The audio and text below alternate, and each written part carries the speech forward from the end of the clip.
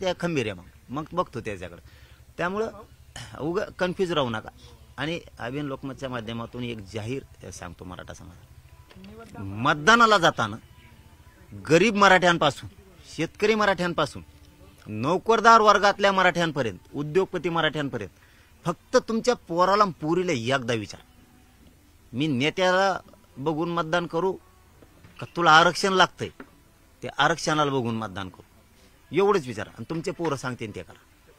हे सगळ्यांनी करा. जाताना तुमचे पोरं जर घरी नसतील तर शिकायला गेले असले तर फोन करून विचारा, मी नेत्याला मोठं करायसाठी मतदान करू का आरक्षणाच्या बाजूनं तुला मोठं करायसाठी मतदान करू, एवढंच विचारा फक्त. बाई काहीच इच्छा नाही. आणि मग मतदान करा. माझं पण ऐकू नका. शेतकरी मराठ्यांनी सुद्धा घरातून बाहेर पडताना आपल्या पोराला, पोरीला, नातवाला एकदा विचारा, मराठ्या तू नेता मोठं करायसाठी मतदान करू का पोराओ तुला मोठं करायसाठी आरक्षणाच्या बाजूने मतदान करू. जे तुमचे पोरं पोरी सांगते तेच करा. नोकरदार वर्गाने सुद्धा तेच एकदा विचार. माझी बाकी काही इच्छा नाही. आणि सगळेजण सामूहिक उपोषण आले. संभ्रम फिंभ्रम काही नाही. आणि एक शेवटचं की मी जो विधानसभेला आता उमेदवार उभा राहिलेत महाराष्ट्रात जेवढे असतील तेवढे उमेदवार म्हणला, आता काय पक्षाचा संबंधच नाही, सगळे पक्षी आले, सगळे झाले. ज्या ज्या मतदारसंघात विधानसभेला उमेदवार असेल एकालाही मी पाठिंबा दिलेला नाही. तुमच्या हातात कारभार ठेवलेला आहे. मालक तुम्ही आहेत, कारभारी तुम्ही आहेत. मराठा समाज, मायबाप मराठा समाज आहे. तुम्हाला जो निर्णय घ्यायचा तो तुम्ही घ्या. पाटील साहेब, आता परिस्थिती अशी आहे की तुम्ही कुठलीही भूमिका घेतली तर अख्ख्या विधानसभेचं वातावरण बदलू शकतं, चित्र बदलू शकतं. तुमचा एक आदेश कुणाचा तरी सुपडा साफ करू शकतो किंवा कुणाचं तरी सत्ता येऊ शकते. एवढा संयम कसं काय बाळगता तुम्ही की तुम्हाला याच्यात तुम्हाला काही बोलायचंच नाही? एका जातीवर निवडणूक लढणं शक्य नाही. आणि सगळ्या इमानदारांनी फॉर्म काढलेत माझ्या एका शब्दावरती. त्यामुळं मी कोणाला एकाला पाठिंबा नाही देऊ शकत. जे माझ्या पोटात हे तेच तोंडात राहते. मी मागं एक बोलतो इकडे एक बोलतो, असं होत नाही माझ्याकडून कवा. कारण समाज माझ्यासाठी खरंच महत्त्वाचा आहे. माझ्यासाठी देव आहे, माझ्यासाठी मायबाप आहे. माझा समाज गरीब मराठ्यांना सगळं करतंय. अजून सोपडा साप एकदा पडून द्या ना, काय फरक पडला. कोणी आलं तरी मला लढावंच लागणार आहे. गरिबासाठी मला आंदोलन करावंच लागणार आहे. पण तुम्ही बोलताना नेहमी बोलता की मी जर भूमिका घेतली समाज संकटात येईल, मला समाज संकटात आणायचं नाही. समाज का संकटात येईल असं वाटतं तुम्हाला? तुम्हाला सांगतो, आता एका जातीवर उभा केली असती तर जिंकणं शक्य नव्हतं. हे येड्याला सुद्धा कळतं. मी तर समाजाचा मुलगा म्हणून पुढे होऊन काम करतोय. एका जातीवर आल्यावर समाज घातला ना संकटात, मी मूर्खासारखा. हा समीकरण असतं तर आमचं एक बी शीट पडत नव्हतं. एक पण समीकरण नाही. आणि उगाच इथं 2-3 लाख जमले म्हणून तेवढ्यावर निर्णय घ्यायचा, हे मूर्खपणा मी करू शकत नव्हतो. समाज संकटात देत सोडून आणि बसतो त्यांना अडचणीत संकटात आणून. त्यापेक्षा मोकळा ठेवला ना. आता मजा बघतोय मराठा समाज सगळ्याची, काय चाललंय काय नाही, कोण कुंकड किती आरडतोय, काय करतोय, कोणाचे कसे धावपळे, काय मस्त मजात बघतोय. समरबात नाही, काय नाही समाज. उद्या बघा ना कसा शिक्का चालतोय मराठ्याचा. एक शिक्का चालते, धनाधन पाडी ते धडाधड सोडीत. आरक्षणाला किमान आरक्षणाला विरोध करणारे तरी मराठ्यांनी सोडायला नाही पाहिजे, अजिबात नाही सोडायला पाहिजे. कारण आपल्या लेकरांचं इतकं वाटलं झालं की भयंकर वाटलं झालं. त्यामुळे मराठा समाज हुशार आहे. तो माझ्या बघतोय, काही अडचण नाही. फक्त तेवढीच एक अडचण आहे माझी की समाजाने जाताना प्रत्येकानं किंवा आजच विचारून घ्या, उद्या गडबडीत विचारता नाहीच तुम्हाला. आज दिवसभरात आपण आपल्या लेकीला, लेकाला, नातवाला फोन करून विचारा. पाटील साहेब, तुमचं मतदान आहे, तुम्ही काय विचार करून मतदान करणार? उद्या मतदान करणार तुम्ही सुद्धा. आता माझा समाज सांगणार नाही म्हणल्यावर मी कसं काय सांगा? नाही, कुणाला मतदान करते हे नाही. मतदान करताना ते बटन दाबताना तुमच्या मनात काय विचार राहतील? समाजाचं दुःख, शेतकऱ्याचं दुःख, गोरगरीब ओबीसीचं दुःख. शेतकरी प्रचंड हालाकीत ते राहणार. दलित, मुस्लिम, गोरगरीब मराठा हे माझ्या डोक्यापुढे राहणार. न्यायाच्या बाजूनं सगळे धावणार आहेत. मीही धावणार आहे, सगळे राज्यातली जनता धावणार आहे. बदला घ्यायची संधी एवढीच आहे. तुम्ही मतदान करणार, तुम्ही मतदान करताना तुमच्या डोक्यात काय असेल हे तुम्ही सांगितलं, गरिबांचे विचार असणार आहे. एक ते तुमच्या मतदानामुळं एक तर महाविकास आघाडी किंवा महायुती सत्तेत येणार, या दोघांपैकी कोणतरी सत्तेत येणार. तुम्हाला काय वाटतं की आल्यानंतर सुद्धा तुमचा संघर्ष, तुमचा फाईट चालूच राहणार आहे? ते तुमच्या नशिबात असणार नाही. ते तर मला करावंच लागणार आहे. कोणी आलं तरी, कोणी येऊ द्या. मी काय सांगतो की 4 तारखेपासून सांगतो, कोणी पण येऊ दे. आम्ही मराठा चॅलेंज आहे त्याच्यापुढं. मराठा शांत आहे साहेब, शांत आहे. त्याचा अर्थ वेगळा काढू नका. हे बिघडलं ना, कोणाच्याच बापाला भेट नाही. सरकार फारकार याच्या पुढे चिल्लर आहे, चिल्लर. बघा तुम्ही आता सामूहिक उपोषणात मराठी गुडघ्यावर टिकीत का नाही? कुणी येऊ दे, गुडघ्यावर टिकविणार मराठी त्याला. पण जे कोणी सरकार येईल, सरकार कुणाचे आल्यानंतर तो पक्ष आनंदात येतो, सगळ्या गोष्टी उत्साह असतो, तो आनंद सुद्धा तुम्ही म्हणू देणार नाही सरकारला? माझ्याच लेकराला गोरगरिबाचा आनंद नाही, तुम्ही कोणचा आनंद व्यक्त करताय? माझ्या शेतकरी गोरगरिबांना आनंद नाही, तुम्ही कोणचा आनंद व्यक्त करताय? तो कांद्याला भाव नाही, त्याच्या मकाला भाव नाही, त्याच्या द्राक्षाला भाव नाही, त्याच्या सोयाबीनला कापसाला भाव नाही, गव्हाला भाव नाही, त्याच्या ऊसायला भाव नाही, त्याच्या सगळ्या पिकाला भाव नाही. तुम्ही कोणचा आनंद व्यक्त करता? त्याला फी भरायला पैसे नाहीत. शेतकऱ्याच्या मराठ्यांच्या पोरांचं तीच हालत आहे. हॉस्टेल नाही, फी भरायला पैसे नाही, आरक्षण नाही तर नंबर लागाना, नोकऱ्या मिळानात. आणि मग ते तुम्ही कोणचा आनंद व्यक्त करताय? आनंद सुद्धा साजरा होणार. आमच्या मुंडक्यावर पाय देऊन तुम्ही खुर्च्या मिळणार आणि आनंद व्यक्त करणार, तुम्हाला खुर्च्या मिळाल्या. आणि आमच्या लेकराचं दुःख, आमच्या जातीचं दुःख कोण जाणून घेणार?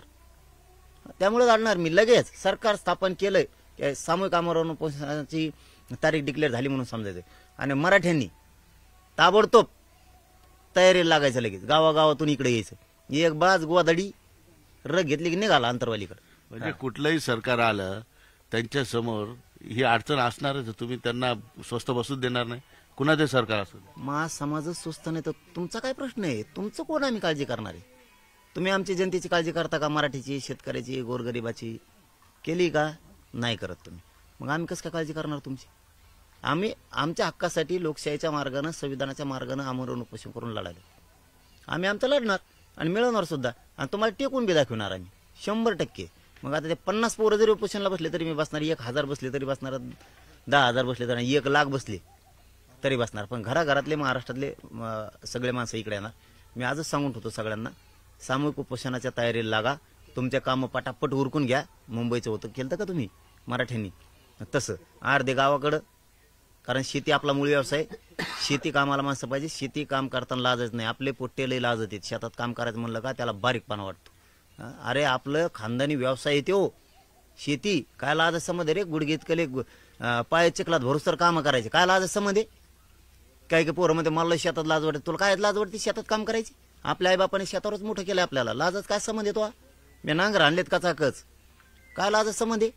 नांगर आणलेत म्हणतोय मी, नांगर. हो, मी विहिरी खाणल्यात हे पटणार नाही तुम्हाला. काय लाज संबंध? आपण किती उंचीवर गेलो तरी आपलं मूळ व्यवसाय आपण विसरायचा नाही. आपल्याला ज्याच्यामुळे श्रीमंती मिळाली, ज्याच्यामुळे नाव मिळालं, ते शेतामुळं. त्याच्यात कसं काय लाजत तुम्ही? तुमच्यालेच बुटाडं भरत येत होई? तुमच्यालेच चष्मे भरायला लागले का? म्हणजे तुमच्या त्या 35-40 रुपयाच्या चष्म्याला लई किंमत आली होय? लाज वाटायला तुम्हाला? त्या ज्या करोडोच्या प्रॉपर्टीवर आपल्या आईबापानं रात्रंदिवस कष्ट करून आपल्याला मोठं केलं, त्याची लाज वाटायची? अजिबात लाजायचं नाही. शेतात काही कामाला राहायचं, कामं उरकून घ्या. गव्हाचे काम आहेत आता, पाणी देऊन घ्या. इतकं पाणी देऊन घ्या ना तुम्ही, माघारी उपोषण करूच जाऊस तर वापसा नाही झाला पाहिजे त्या गावाच्या पाण्यात. आणि त्यात कापसं फिपसं येचून घ्यायचे, निवांत झोपायची दबाजावर. वरून तळट फिळट आणायचं एखादं मोठं रावठीसारखं. पाऊस आला की वरून पाऊस, खालून पाणी गेलं पाहिजे बाजारातून. ही चुकाट्यामुळे बाज पाहिजे.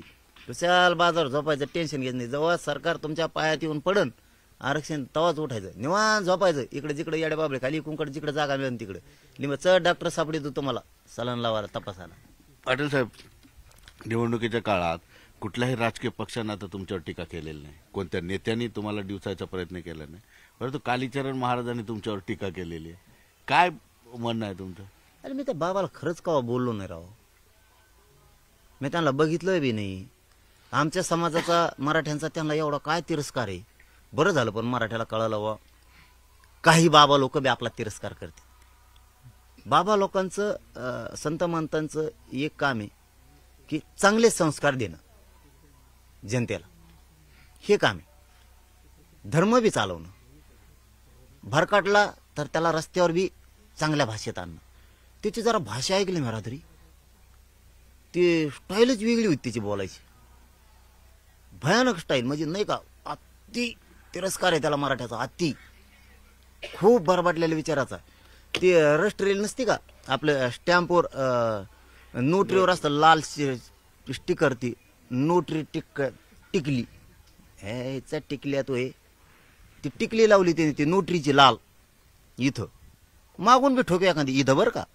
तुला आम्हाला करायचं काय, तू तुला कसा राह ना बाबा, तू काय आम्हाला काय देणं घेणं, तुला का नाव ठेवलं आम्ही, माया जातीचं एवढं काय तिरस्कार आहे तुला, तुला काय कळलं रे दुःख आमचं. जाय बरं माय मायबाप शेतात, मराठ्याकडे विचार बरं काय दुःख आहे, हान बरं आहो तू भाटे एक दिवस, कुठे चिरकुटं गुंडळी तू सगळ्या अंगाला, आणि तू काय लगी ही लागून गेला का.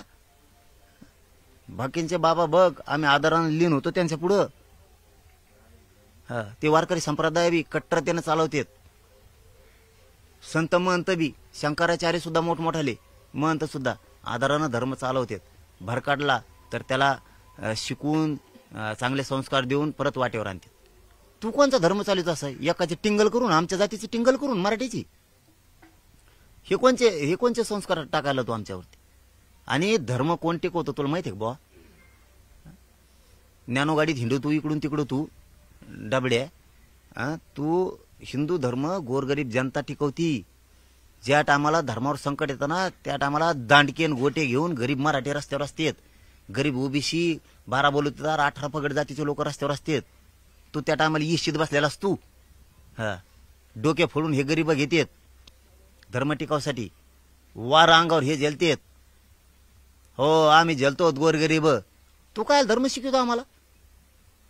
धर्म शिकवणारे महंत ते वेगळे आहेत, संत म्हणतात ते आम्हाला शिकवते. जगद्गुरु तुकाराम महाराजांच्या गाथा आम्हाला सांगतो. आम्हाला छत्रपतीचं हिंदुत्व मान्य, आम्ही सगळ्या संत महंताला मानतो. हे मध्येच डबका आलोच कुठून बा, याला कधी बघितलं नाही, आम्ही कधी बोललो नाही.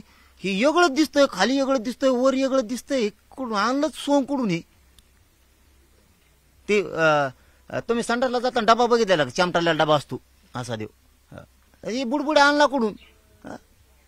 अहो महिलांविषयी काय स्टेटमेंट आहे त्याचं घाण याच ह्याच बाचं, हे गुडगुड्या गुडुंग गुडुंग गुडुंग गुडुंग गुडुंग गुडुंग वाजतो असं आहे. कुठून आणलं हे टंबळ तो हे कुठून आणलं हे. गचपण असले हे ना असं थोतार हाणलं पाहिजे याचं. काय माझ्या जातीचा तिरस्कार करतात राव हे. अरे त्या हिंदूत एकटा मराठा आहे, अर्धा एकटा, आणि कट्टर हिंदू आहेत आम्ही, कट्टर छत्रपतींचा कट्टर हिंदुत्व चालवतात आम्ही. तुला आरक्षणावर बोलायची गरजच काय होती. आमच्या बाबा आमच्या आत्महत्या झाल्या त्या आरक्षणासाठी. मराठ्यांच्या आई बापाला एकदा जाऊन विचार आरक्षण कशाला लागत. मराठ्याचे पाकिटा खाणारा तू, भातावर वरण टाका म्हणतो, त्याच्यावर दुसरं काही शिपडेव ना, ते लय गोड लागतं. वाईट वाटत असेल माझे शब्द, पण माझ्या समाजाचे तळतळे काळजासारखं सोन्यासारखं लेकरू मेल्यावर आईबापाला काय होतं मराठ्याचा तुला काय कळणार आहे रे. पाकिट नारळ घेत हिंडतो, तुला काय कळणार आहे आमचे काय हाल आहेत. ऊस तोडणाऱ्या मराठ्याला एकदा जाऊन विचार कम ऊस तोडता म्हणून, ते म्हणतात मग लेकरू मोठं व्हावं म्हणून. मुंबई पुण्यात हमाली करणाऱ्या, टपऱ्या चालवणाऱ्या, छोटी छोटी हॉटेल चालवणाऱ्या, लोखंडाच्या कंपनीत लोखंड उचलणाऱ्या, सिमेंटच्या कंपनीत सिमेंट उचलणाऱ्या मराठ्याला एकदा विचार आरक्षण कशाला लागतं आणि तुम्ही कम कष्ट करता म्हणा एवढे. ते म्हणून माझी पोरगी मोठी व्हावी म्हणून, माझा पोरगा अधिकारी व्हावा म्हणून मी रात्रंदिवस कष्ट करतो. गाडे वडीत आहेत, गाडे हातगाडे माझे लोक शेतात लोकांचे रोजन जातात, रात्रंदिवस आवता आणतात. कधी साप चावला कधी इच्चू चावला म्हणतच नाहीत, तरी लेकरासाठी फडकं बांधतात पायाला. दुःख झालं एखादं काटा टोचला मोठा तर फडकं बांधतात आणि तसंच काम करतात. ट्रक चालवतात, ट्रॅक्टर चालवतात, एसट्या चालवतात, कंडक्टर करतात, छोटे मोठे व्यवसाय करतात. हे माझे मराठ्याचे लोक. भाज्या किती दिवसभर बसून एवढ्या एवढ्या भाजीपाल्यासाठी दिवसभर बसतं ती उन्हात. एवढ्या एवढ्या भाजी. बाबा तुला नाही कळायचं यार, तू कसा असं बेकार. मला ह्या असल्या पैदाशीचा रागच येतो. तुला काय कळायचं आमचे काय आले. तू बघ ना आमच्या लेकराकडे डुकून फक्त मराठ्याचे एकदा कमून आत्महत्या झाली म्हणून, आमच्या आईच्या कंपाळाला कमून कुंकू राहिलं म्हणून. तू टिकली लावतून चलो तू कुंकडे बी बरळवाडी तू यासारखे मराठ्यांचं आणि हिंदू धर्माचं वाटोळ करणारे तुम्ही खरे. तुम्ही खरे हिंदू धर्माचं वाटोळ करणारे लोक आहेत. तुम्हाला का तिरस्कार माया मराठ्याचा एवढा. एवढ्या मारल्या माया बहिणी तेव्हा कुठे गेलता तू. ती हिंदू धर्मात नव्हती मोडत काय बी. आमच्या एवढ्या आत्महत्या झाल्या त्यात नाही का मोडत. काय काय हिंदुत्व चालवते. खरं कलंक तर हे येत असली हिंदूला धर्माला, हे कलंक आहे. आम्ही छत्रपतीचे हिंदुत्व चालवतो, आम्हाला चालवायची अक्कल आहे. आमचे राज्यातली महंत मंडळी, वारकरी संप्रदायाची मंडळी, शंकराचार्य हे यांच्या पुढे आम्ही लीन होतो. हमेशा आमच्यावरती त्यांचे संस्कार आहेत, आम्ही ते मानतो. तो यासारख्याने तिरस्कारींनी मराठ्यांबद्दल बोलू नये, आरक्षणाबद्दल बोलू नये. आणि आरक्षण हा महाराजाचा विषयच नाही, राजकारण हा महाराजांचा विषयच नाही. तू काय चपडप करतो उगाच, कोणचं हिंदुत्व चालवतो? मराठ्यांचा तिरस्कार असणाऱ्या असल्या बाबाला आम्ही मानतच नाही, हा अजिबात मानत नाही. निश्चितपणे बघितलं आपण या ठिकाणी मनोज जरांगे पाटील यांनी आपली स्पष्ट भूमिका या ठिकाणी मांडलेली की कुठलं जरी सरकार बसलं तर त्यांच्यासमोर मनोज जरांगे पाटलांचं संकट असणार आहे. आणि मनोज जरांगे पाटील यांनी स्पष्ट सांगितले की माझा समाजच संकटात असताना, दुःखात असताना नवीन झालेल्या सरकारला मी आनंद सुद्धा साजरा करू देणार नाही. आणि कालीचरण महाराजांचा त्यांनी बऱ्यापैकी या ठिकाणी समाचार घेतला. सुधीर जाधवसह सिद्धार्थ गोदाम, न्यूज 18 लोकमत, अंतरवाली, सराटी. मतदानाला अवघे काही तास राहिलेले आहेत. सगळ्या पक्षांनी प्रचार केलेले आहेत, सगळ्या पक्षांच्या भावना लोकांपर्यंत पोहोचलेल्या आहेत. मतदारांनी आता ठाम निर्धार सुद्धा केलेला आहे आणि एकंदरीतच उद्या मतदान आहे. या सगळ्या प्रोसेसमध्ये मनोज जरांगे पाटील काय करतायत? मनोज जरांगे पाटील सहसा कुठं जास्त फिरलेले नाही किंवा त्यांनी कुठं जाऊन आपली भूमिका मांडली नाही. मात्र समाजापर्यंत त्यांचा एक मेसेज पोहोचलेला आहे आणि समाजाच्या हातात त्यांनी सगळे अधिकार दिलेले की तुम्हाला काय करायचं ते करा आणि निवडणुकीमध्ये निर्णय घ्या.